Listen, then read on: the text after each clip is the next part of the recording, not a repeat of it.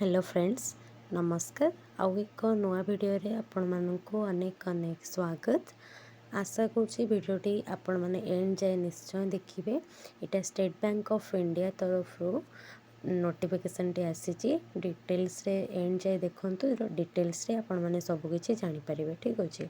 इटा एसबीआई तरफ आसी notification T central government job रहिबो और जोटा कि आपण मानकर बहुत गुड़ाए पोस्ट आसी 5180 पोस्ट आसी जूनियर एसोसिएट जोटा कि आम क्लर्क कहूँ। ठीक अच्छे 5180 पदवी अच्छी बहुत अधिक पदवी अच्छी और जोटा बैकलॉग पदवी थिला सेटा भी इथे अच्छी तो टोटाली मिसेकी 5583 पदवी अच्छी और एटार स्टार्टिंग ऑलरेडी स्टार्ट हो सारी अप्लाई एंड डेट हूँ लास्ट डेट हूँ 26 अगस्त। ठीक अच्छे तो यहाँ आपण मैंने उभय महिला एवं पुरुष समस्ते आवेदन करें जेहेतु यहाँ सेंट्रल गवर्नमेंट जॉब तो ये समस्ते आवेदन करें। ठीक अच्छे आउ एथिरे आपण मानकर देखंतु ग्रेजुएशन ही मागुची तो जो मैंने ग्रेजुएशन कंप्लीट कर सारी तो से माने ही एथिरे आवेदन करेंगे।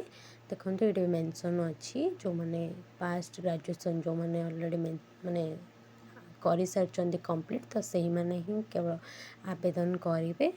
तो ये सब किसी भी मेंशन अच्छी देखंतु ये भी देखंतु मेंशन अच्छी रेगुलर वैकेंसी अच्छी 5180 और जोटा बैकलॉग वैकेंसी जोटा आगरू किसी रही जाइए तो 403 पदवी अच्छी। ठीक अच्छे तो एमती बहुत सारा पदवी अच्छी तो यहाँ आपण मानक भल चांस निश्चय ये आवेदन करूँ। आपण मानकर एज र20 इयर्स मिनिमम एज हूँ 20 मैक्सिमम हूँ 28।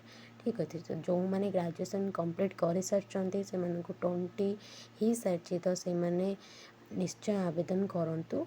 और यहाँ देखो ओबीसी स्टूडेंट 3 इयर्स रही जोटा कि आम कहूँ कि 3 इयर्स एज रही से मैंने करें। तो यहाँ स्टार्टिंग बेसिक सैलरी जोटा रोचे आपण मानकर 26,000 स्टार्टिंग होची तो यहाँ ओनली बेसिक रोचे तो सबकि आड हो तो आपण मानक 50,000 पाखापाखि आसीज। ठीक अच्छे तो ये भी देखो सैलरी केमती कौन काउंट होगा सब भी मेंशन अच्छी। तो यार सिलेक्शन प्रोसेस रोचे प्रिलिमिनरी एग्जामिनेशन मेन एग्जामिनेशन और गोटे लैंग्वेज प्रोफिशिएंसी टेस्ट और डॉक्यूमेंट वेरिफिकेशन। ठीक अच्छे फर्स्ट प्रिलिमिनरी तापर मेन तापर लैंग्वेज प्रोफिशिएंसी टेस्ट तापर डॉक्यूमेंट वेरिफिकेशन तापर आपण मानकर जॉइनिंग रहिबो। ये 4टा प्रोसेस द्वारा सरिला परे तो आपण माने जॉइनिंग पाई परिबे।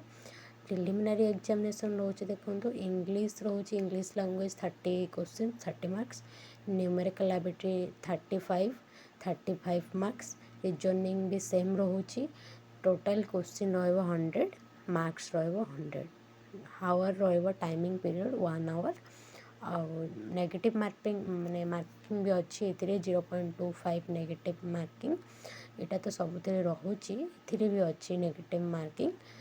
तो मेन एग्जामिनेशन भी पैटर्न ये देखो मेंशन करिछि मु जनरल और फाइनेंशियल अवेयरनेस जोटा 50 questions 50 marks general English 40 questions 40 marks quantitative aptitude 50 questions 50 marks reasoning ability और कंप्यूटर एप्टीट्यूड भी सेम रही। तो क्वेश्चन रहिबा 50 क्वेश्चन 60 मार्क रहिबा आपनकर एथिरे भी नेगेटिव मार्किंग रोचे।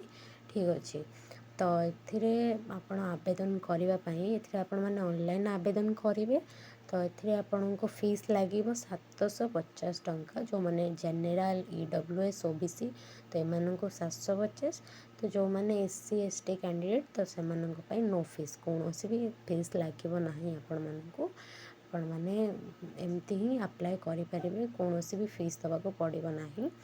तो क्वालिफिकेशन जमती कि मुझे कहली आपंकर ग्रेजुएशन ही दरकार तो तापर ये सब किसी मेंशन अच्छी यहाँ ऑलरेडी स्टार्ट हो सारी 6 अगस्त रे स्टार्ट हो एग्जाम तो लास्ट डेट रोचे यार 26 अगस्त। ठीक अच्छे तो या भितर ही आपण मैंने आवेदन करनी यार प्रिलिमिनरी एग्जाम डेट सेप्टेम्बर 2025 सेटा कि आम मैंने ଏଠି କିଛି ମେନସନ୍ ଅଛି। ତ ମେନ୍ ଏକ୍ଜାମ୍ ଡେଟ୍ ରହିଛି ନଭେମ୍ବର 2025।